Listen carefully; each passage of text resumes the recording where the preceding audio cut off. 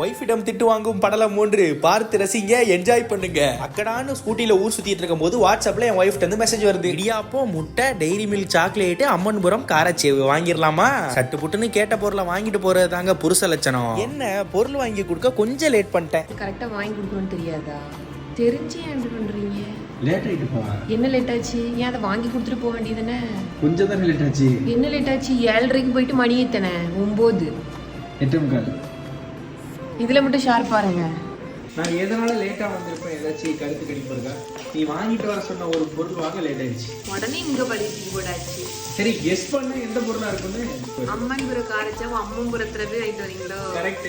எப்படி இந்த மாதிரி நான் ஏதாச்சும் கோளாரா பண்ணுவேன்னு தெரிஞ்சுதான் வாட்ஸ்அப்ல அனுப்பும் போது எங்க ஊர்ல இருக்கிற ஒரு கடை பேரை போட்டு அங்க வாங்குங்கன்னு சொன்னாங்க. ஆனா நான் மெனக்கெட்ட 5 கிலோமீட்டர் தாண்டி போய் அந்த கடையிலே போய் வாங்கிட்டு வந்துட்டேன். அப்புறம் என்னங்க, வாங்கிட்டு வந்த முட்டையில பொடி மாசம் செஞ்சு சாப்பிட்டபடியே இந்த vlog முடியுது. மறக்காம லைக் மட்டும் பண்ணிருங்க நண்பா.